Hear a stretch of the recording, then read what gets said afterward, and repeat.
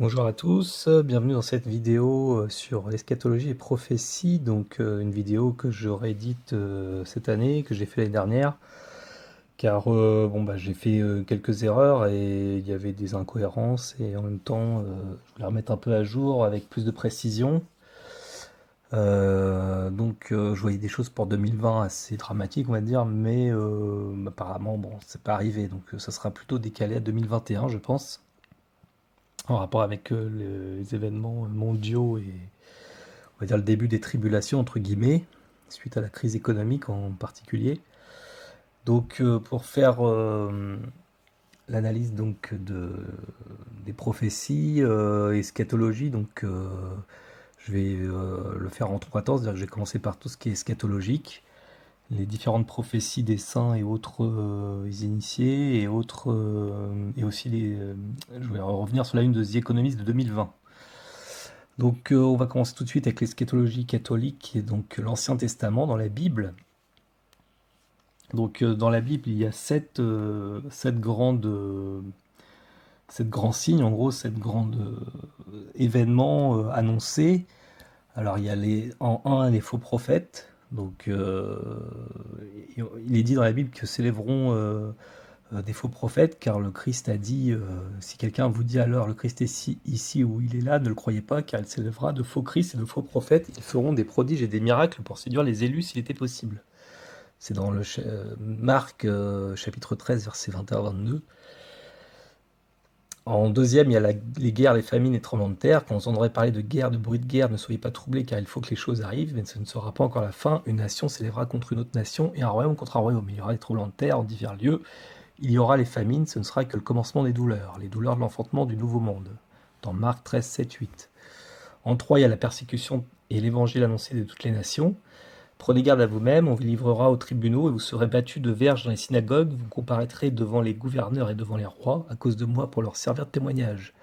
Il faut premièrement que la bonne nouvelle soit prêchée à toutes les nations. Quand on vous emmènera pour vous livrer, ne vous inquiétez pas d'avance de ce que vous aurez à dire, mais dites ce que vous sera donné à l'heure même. Car ce n'est pas vous qui parlerez, mais l'Esprit Saint. Le frère livrera son frère à la mort, et le père son enfant. Les enfants se lèveront contre leurs parents, ils les feront mourir. Vous serez haïs de tous à cause de mon nom, mais celui qui persévérera jusqu'à la fin sera sauvé. Dans Marc 13, 9, 13. En 4, on a l'amour qui se refroidit, et parce que l'iniquité se sera accrue, la charité du plus grand nombre se refroidira. Mais celui qui persévérera jusqu'à la fin sera sauvé. En Matthieu 24, 12, 13. Des temps difficiles et pénibles pour tous, et que celui qui sera dans les champs ne se retourne pas en arrière pour prendre son manteau. Malheur aux femmes qui seront enceintes et à celles qui allaiteront ces jours-là. Priez pour que ces choses n'arrivent pas en hiver. Marc 13, 16, 18. En 6, nous avons nul ne connaît le jour et l'heure. Donc pour ce qui est du jour et de l'heure, donc de la fin, personne ne le sait, ni les anges, ni les cieux, ni le Fils, mais le Père seul. Dans Matthieu 24, 36. Et enfin, en septième, les signes dans le ciel. Il y aura des signes dans le soleil, la lune et les étoiles, et sur terre il y aura de l'angoisse chez les nations qui ne sauront que faire au bruit de la mer et des flots, les hommes rendant l'âme de terreur dans l'attente de ce qui surviendra pour la terre, car les puissances dans ces cieux seront ébranlées. Alors on verra le Fils de l'homme venant sur une nuée avec puissance et une grande gloire. Quand ces choses commenceront à arriver, redressez-vous et levez vos têtes parce que votre délivrance est proche. Dans Luc 21, 25, 28. Ensuite, dans l'eschatologie toujours catholique, dans le Nouveau Testament, nous avons donc l'Apocalypse, donc les quatre cavaliers de l'Apocalypse que j'avais parlé dans les dernières vidéos. Donc le cheval blanc qui représente la séduction religieuse, le cheval roux qui représente la guerre, le cheval noir qui représente la famine, et le cheval pâle la maladie. Donc Apocalypse 6 décrit l'ouverture des 6 premiers sceaux qui dépeignent les tendances et des événements majeurs. Donc les 6 premiers sceaux sont, alors, premier sceau, verset 2, la séduction religieuse, à comparer à Matthieu 24, 4, 5. Deuxième sceau, verset 3, 4, la guerre, à comparer à Matthieu 24, 6, 7. Troisième sceau, verset 5, 6, la famine, à comparer à Matthieu 24, 7. Le quatrième sceau, verset 7, 8, tremblement de terre et maladie, à comparer à Matthieu 24, 7. Cinquième sceau, verset 9, 11, tribulation, persécution, à comparer à Matthieu 24, 9, 13, Luc 21, 12, 19. Sixième sceau, verset 12, 14, tremblement de terre et signe céleste, à comparer à Matthieu 24, 7 et Luc 21, 11. Quand il ouvrit le septième sceau, il y eut dans le ciel un silence d'environ une demi-heure. Et je vis les 7 anges qui se tiennent devant le Dieu, et 7 trompettes leur furent données. Apocalypse 8, 1, 2. Donc la demi-heure de silence, pour moi, j'ai pensé que ça correspondait à l'époque du confinement. Quand on nous a tous confinés au niveau mondial, pratiquement, il y a eu un silence vraiment de plomb. C'était le cas de le dire, donc ça aurait pu faire penser à ça. Donc l'ouverture, en gros, du septième sceau. Donc bon, mais bon, ça me paraît un peu trop prématuré, donc après à voir. Le septième sceau comporte 7 trompettes qui révèlent les événements ultérieurs menant au retour de Jésus-Christ. On appelle parfois ces événements qui ne sont pas décrits dans la prophétie du monde des Oliviers les fléaux des 7 trompettes. Donc il faut lire les chapitres 8 et 9, chapitres de l'Apocalypse, qui décrivent les événements qui ont lieu lors des 6 premières trompettes. Les fléaux des 6 premières trompettes sont: première trompette, donc Apocalypse 8, 7, dévastation d'une partie de la flore et de la terre. Deuxième trompette, verset 8, 9, dévastation d'une partie des océans et des mers. Troisième trompette, verset 10, 11, dévastation d'une partie des rivières et des sources d'eau. Quatrième trompette, verset 12, le soleil, la lune et les étoiles s'assombrissent. Cinquième trompette, Apocalypse 9, 1, 11, les hommes sont tourmentés par de grandes afflictions. Sixième trompette, verset 13, 19, énorme destruction par les armées. Le tiers des hommes fut tué par ces 3 fléaux, par le feu, par la fumée, par le soufre qui sortait de leur bouche. Apocalypse 9, 18. Tous ceux qui auront perdu la vie auparavant, ces prophéties effrayantes nous aident à comprendre que toute vie sur Terre sera menacée d'extinction. Le 7e ange sonna de la trompette et il y eut dans le ciel de fortes voix qui disaient: le royaume du monde est remis à notre Seigneur et à son Christ, et il régnera des siècles et des siècles. Apocalypse 11, 15. Car le Seigneur lui-même a un signal donné à la voix d'un archange, et au son de la trompette de Dieu descendra du ciel, et les morts en Christ ressusciteront premièrement. Donc dans Thessaloniciens 4, 16. Le son de la 7e trompette annoncera le retour triomphant de Jésus-Christ sur terre. Le royaume du monde passe sous la domination de Christ. Le royaume de Dieu sera enfin établi sur terre. C'est aussi à cette époque que les morts en Christ ressusciteront et que les serviteurs fidèles de Dieu à travers l'histoire sortiront de leur sépulcre, hériteront de la vie éternelle et régneront avec Christ. Dans 1 Corinthiens 15, 51-53. Ensuite, nous avons la Torah, donc l'eschatologie juive, donc j'ai parlé donc dans la dernière vidéo, avec les 7 signes aussi, 7 prophéties annonçant le retour du Messie. Donc je ne vais pas redétailler, mais on va dire, donc pour revenir de suite fait, donc en premier signe, nous avions la destruction du temple de Jérusalem. Alors prenant la parole, il leur dit: voyez tout cela, n'est-ce pas? Amen, je vous le dis, il ne restera pas ici pierre sur pierre, tout sera détruit. Donc ça a été réalisé. Matthieu 24, 2, la dispersion du peuple juif parmi les nations, donc ça a été accompli en 135 après Jésus-Christ. En 3, la persécution du peuple juif, la Shoah, donc annoncée par Jésus-Christ, les futures persécutions lors de son chemin de croix. Ne pleurez pas sur moi, mais sur vous et vos enfants, car voici des jours viendront où on leur dira: heureux des stériles, heureux des entrailles qui n'ont point enfanté et les mamelles qui n'ont point allaité. En 4, nous avions le retour du peuple juif sur la terre, donc le retour d'Israël en Palestine en 1948, Jérusalem, capitale Israël, et fin des nations, gouvernement mondial. En 5, l'arche d'alliance retrouvée, Jérémie l'a caché sur le livre des Maccabées, l'arche d'alliance sera retrouvée à la fin des temps quand Dieu aura fait miséricorde à son peuple et l'aura ramené sur la terre. En 6, la reconstruction du temple de Jérusalem et le retour de la gloire de Dieu. Lorsque l'arche d'alliance sera retrouvée, le temple sera rebâti, descriptif du temple moderne par le prophète Ézéchiel. En 7, le peuple juif reconnaît le Christ comme son Messie.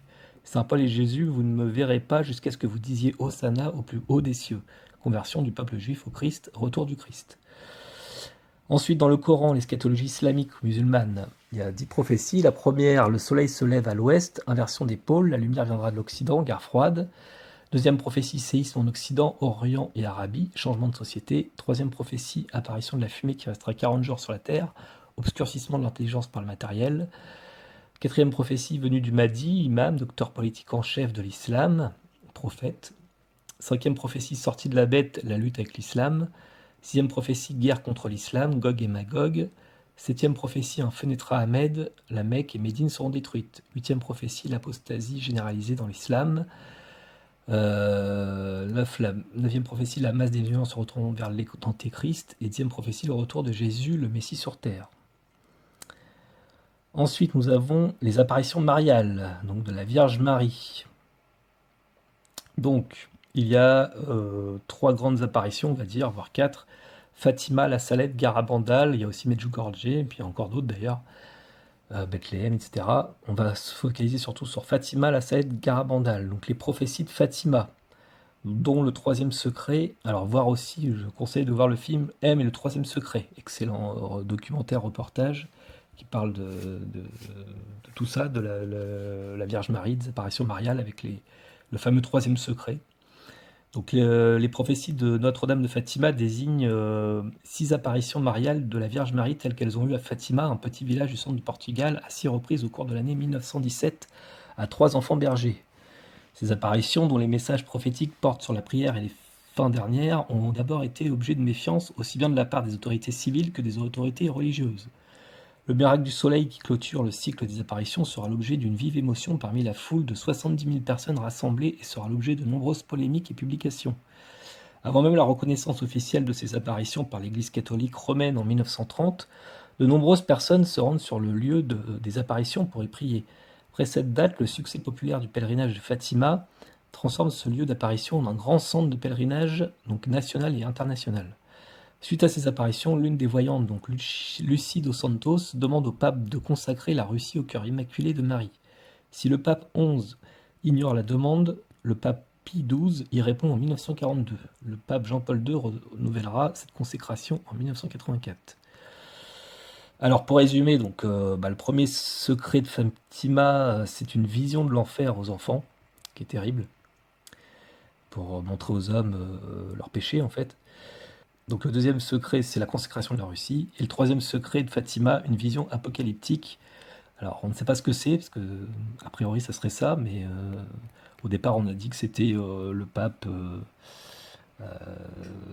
comment dire, Jean-Paul II, qui a eu une tentative d'assassinat, que ça a été, comment dire, annoncé par la Vierge, mais ça paraît, comment dire, pas dérisoire, mais beaucoup moins d'importante mondiale que le reste. Donc on a supposé que ce n'était pas le vrai secret, qu'il a été caché par le Vatican. Donc ça serait plutôt quelque chose de terrible, genre, ça serait l'Armageddon, quoi, la Troisième Guerre mondiale. Mais ça peut être aussi que le Vatican aussi été infiltré par Satan, hein, que le Vatican, comme il dit, devient le siège d'Antichrist avec la perversion de tous les religieux. Donc c'est pour ça que ça n'a pas voulu aussi être dévoilé, je pense. Donc ça c'est une supposition, on n'a pas la confirmation exacte. Donc ensuite, la prophétie de la Salette en France. Notre-Dame de la Salette est le nom sous lequel les catholiques désignent la Vierge Marie telle qu'elle est apparue à 2 enfants, donc c'est Mélanie Calva et Maximin Giraud, le 19 septembre 1846 en haut du village de la Salette-Falavo, près de Corps en France, dans le département de l'Isère. Cette apparition mariale, reconnue officiellement par l'Église catholique, a entraîné une dévotion de la Vierge Marie sous l'appellation de la Salette. Plusieurs églises et sanctuaires de par le monde lui sont consacrés. Notre-Dame de la Salette est aussi le nom sous lequel on désigne le sanctuaire marial qui a été édifié sur les lieux de l'apparition dans la montagne au-dessus de la commune de Corps en Isère. Le 19 septembre 1846, dans le sud-est de la France, dans les alpages du petit village de la Salette, la Vierge Marie apparaît à 2 enfants venus y faire paître leurs vaches. Mélanie Calva, 14 ans, et Maximin Giraud, 11 ans. Elle leur fera une prophétie sur une famine à venir en 1846 à cause d'un champignon parasite qui agresse le raisin, qui fit son apparition sous une maladie appelée oïdie, une maladie des vignes encore jamais vue en France, qui se réalisa. Ensuite, elle leur livra 2 secrets.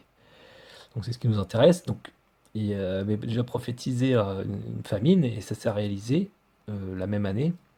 Et ensuite, elle a confessé 2 secrets aux enfants. Les 2 versions de Mélanie et donc de celle de Maximin. Donc la Vierge dira entre autres: Mélanie, je vais te dire quelque chose que tu ne diras à personne. Le temps de la colère de Dieu est arrivé. Si la face de la terre ne change pas, Dieu va se venger contre le peuple ingrat, esclave du démon. Mon fils va faire éclater sa puissance. Paris, cette ville souillée de toutes sortes de crimes, périra infailliblement. Marseille sera détruite en peu de temps. Lorsque ces choses arriveront, le désordre sera complet sur la terre. Le monde s'abandonnera à ses passions impies. Le pape sera persécuté de toutes parts. On lui tirera dessus, on voudra le mettre à mort, mais on ne lui pourra rien. Le vicaire de Dieu triomphera encore cette fois-là. Les prêtres et les religieuses et les vrais serviteurs de mon fils seront persécutés. Et plusieurs mourront pour la foi de Jésus-Christ. Une famine régnera en même temps. Après que toutes ces choses seront arrivées, beaucoup de personnes reconnaîtront la main de Dieu sur elles, se convertiront et feront pénitence de leurs péchés. Un grand roi montera sur le trône et régnera pendant quelques années. La religion refleurira et s'étendra par toute la terre et fertilité sera grande. Le monde, content de manquer de rien, recommencera ses désordres, abandonnera Dieu et se livrera à ses passions criminelles. Parmi les ministres de Dieu et les épouses de Jésus-Christ, il y en a qui se livreront au désordre, et c'est ce qu'il y aura de plus terrible. Enfin, un enfer régnera sur la terre. Ce sera plus alors que l'Antéchrist naîtra d'une religieuse, mais malheur à elle. Beaucoup de personnes croiront à lui parce il se dira venu du ciel, malheur à ceux qui le croiront. Le temps n'est pas éloigné, il ne se passera pas 2 fois 50 ans. Mélanie Mathieu, bergère de la Salette, à Grenoble, le 6 juillet 1851. Donc, a priori, c'était un siècle après, 1951, donc maximum, donc peut-être en rapport avec la Seconde Guerre mondiale. Et ensuite, il y a la version de Maximin publiée la même année. Le 19 septembre 1846, nous avons vu une belle dame. Voilà ce que cette dame m'a dit. Si mon peuple continue, ce que je vais vous dire arrivera plus tôt. S'il change un peu, ce sera un peu plus tard. La France a corrompu l'univers, un jour elle sera punie.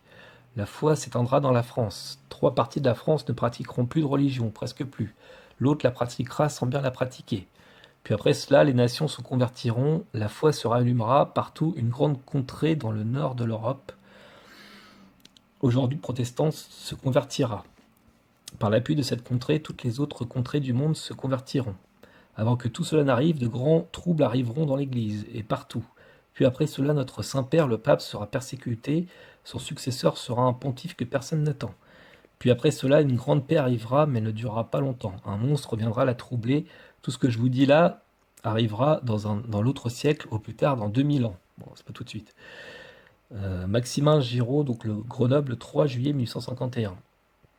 Dans la seconde version du secret confié à Mélanie, publiée le 15 novembre 1789, la Vierge aurait dit: le Saint-Père souffrira beaucoup, je serai avec lui jusqu'à la fin pour recevoir ce sacrifice, le triomphe du mal ne sera pas garanti pour toujours. Les gouvernants civils auront tous un même dessein qui sera d'abolir et de faire disparaître tout principe religieux pour faire place au matérialisme, à l'athéisme, au spiritisme. La France, l'Italie, l'Espagne et l'Angleterre seront en guerre. La France se battra avec le français, l'italien avec l'italien. Ensuite, il y aura une guerre générale qui sera épouvantable. Pour un temps, Dieu ne se souviendra plus de la France ni de l'Italie, parce que l'évangile de Jésus-Christ n'est plus connu. Les méchants déploieront toute leur malice. On se tuera, on se massacrera mutuellement, jusqu'à dans les maisons. Plusieurs grandes villes seront ébranlées et englouties par des tremblements de terre. Le précurseur de l'Antéchrist fera son apparition et voudra être vu comme le nouveau Dieu. Les saisons seront changées, l'atmosphère aussi, l'eau et le feu donneront au globe de la terre des mouvements convulsifs et d'horribles tremblements de terre qui feront engloutir des montagnes, des villes. Les astres et la lune n'auront plus la force de briller, Rome perdra la foi et deviendra le siège de l'Antéchrist. Les démons de l'air, avec l'Antéchrist, feront de grands prodiges sur la terre et dans les airs, et les hommes se pervertiront de plus en plus. Dieu aura soin de ses fidèles serviteurs et des hommes de bonne volonté. L'Évangile sera prêché partout, tous les peuples et toutes les nations en reconnaissance de la vérité.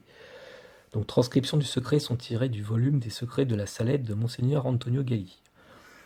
Ensuite, nous avons les apparitions mariales de Garabandal. Donc, ce sont le nom donné aux apparitions de la Vierge Marie qui auraient eu lieu donc, dans le village de San Sébastien de Garabandal, en Cantabrie, en Espagne, de 1961 à 1965. Alors, la Vierge aurait fait pareil, donc deux annonces importantes pour les temps à venir, entre autres, parce qu'elle a annoncé d'autres choses. Donc il y a eu l'avertissement. Donc l'avertissement, il sera visible partout dans le monde, quel que soit l'endroit où on se trouvera. Il sera comme la révélation de nos péchés. Puis viendra un grand miracle. Il ne s'écoulera pas plus d'un an entre l'avertissement et le miracle. Donc le miracle, il se produira un jeudi à 20h30 entre le 8 et le 16 du mois de mars, avril ou mai. Le miracle coïncidera avec un événement important dans l'Église et le jour de fête d'un jeune martyr de l'Eucharistie. Tous les habitants du village et des montagnes environnantes pourront le voir. Les malades présents seront guéris. Les pécheurs et les non-croyants se convertiront. Il sera possible de photographier et de téléviser l'événement. Donc Conchita annoncera la date du grand miracle 8 jours avant. Donc, une des filles qui a été témoin des apparitions. Ces indices sont d'abord les apparitions de Garabandal qui ont lieu de 1961 à 1965. Il n'y en a plus depuis, il s'agissait de la continuité de Fatima, ces fameuses apparitions survenues en 1917. L'une des 4 voyantes, Marie Lolly, est décédée en avril 2009, ainsi que Joey Lomangino en juin 2014. Ils étaient des personnages clés dans ces apparitions et leur décès a de ce fait semé le trouble, le doute quant à la véracité des apparitions et des prophéties annoncées à Garabandal. Toutefois, il y a des éléments qui montrent que ce sont de vraies apparitions et qu'il faut rester confiant. C'est là que nous ont été clairement annoncé l'avertissement, ou illumination des consciences vers la période de Noël. Le grand miracle, normalement prévu pour un jeudi soir donc de printemps, le jour de la fête d'un jeune martyr de l'Eucharistie, puis le grand châtiment, les 3 jours de ténèbres, a priori. La prophétie précise que l'avertissement et le miracle auraient lieu sur une période de temps de moins d'1 an. L'avertissement surviendrait donc, alors, peut-être soit en décembre 2020, puis le miracle en avril 2021, mais ça peut être plus tard. Même si on ignore encore qui est le jeune martyr en question, on sait toutefois avec certitude que ce sera en avril, l'une des voyantes l'ayant sous-entendu plusieurs fois.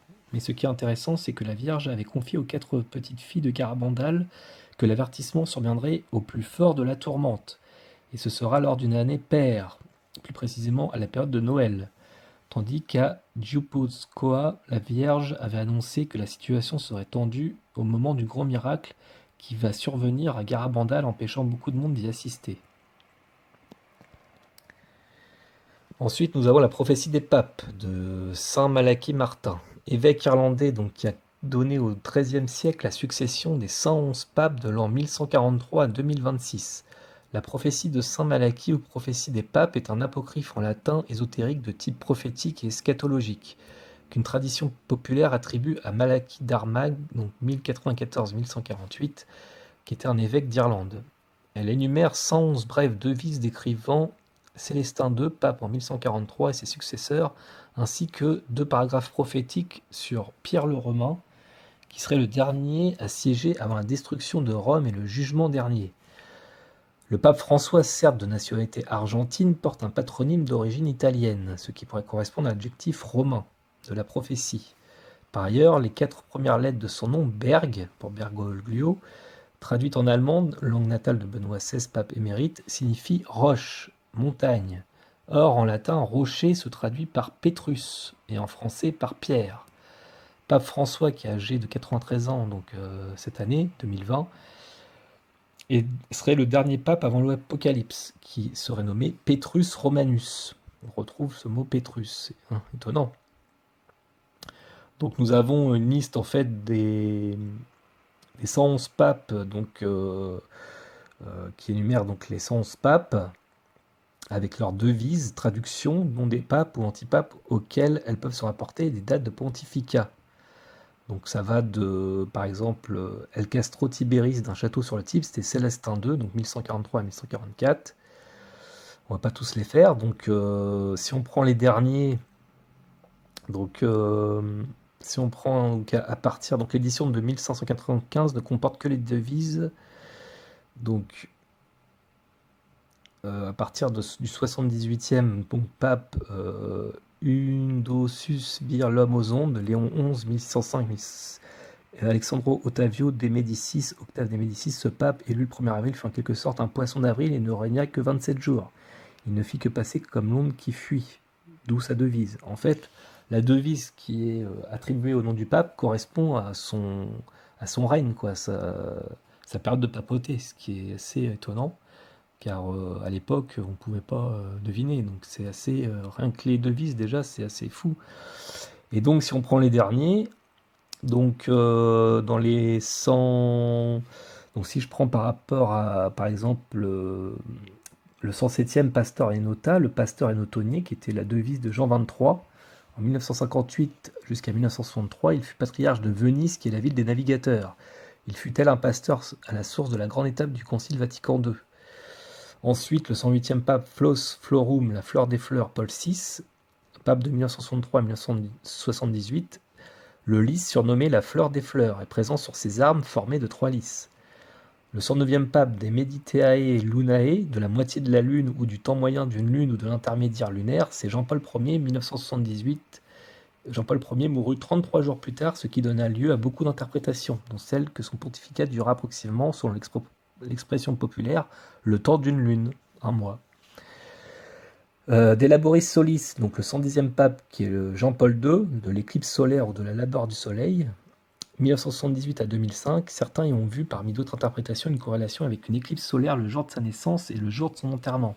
S'il eut bien une éclipse partielle du soleil le 18 mai 1920, comme cela se produit à 2 à 5 fois par an, elle n'était visible qu'en Australie et sur une partie de l'Antarctique et donc pas en Pologne.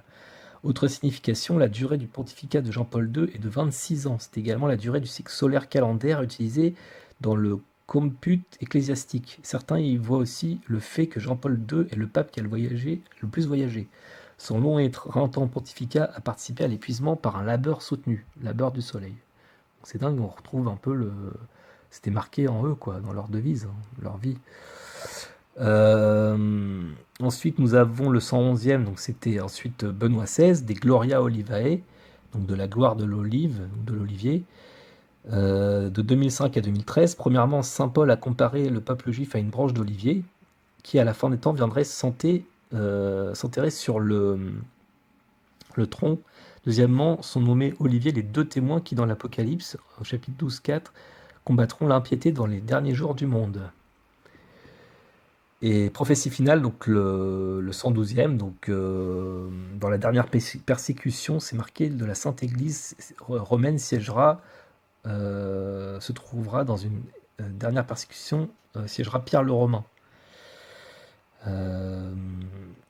Pierre le Romain qui fera paître ses brebis à travers de nombreuses tribulations. Celle-ci terminée, la cité aux 7 collines sera détruite et le juge redoutable jugera son peuple et ce serait la fin. Donc ça serait le pape François, voilà, le 112e pape, pape de l'Apocalypse, hein, il dit lui-même, hein, je pense assister à la fin des temps, un truc comme ça, je vais pas vivre longtemps, donc il a déjà quand même 93 ans. Et donc, alors certains livres, j'ai vu, annoncent jusqu'en 2026-27 son pontificat, donc c'est vrai qu'il aura quand même d'ici là, si c'est dans 5-6 ans, il aura 80, presque 100 ans, quoi. Donc oui, ça peut être ça, hein. Donc c'est assez troublant. Donc on est en plein dedans, hein. C'est encore quelque chose qui fait que c'est des signes qui disent qu'on est dans la période de la fin, hein.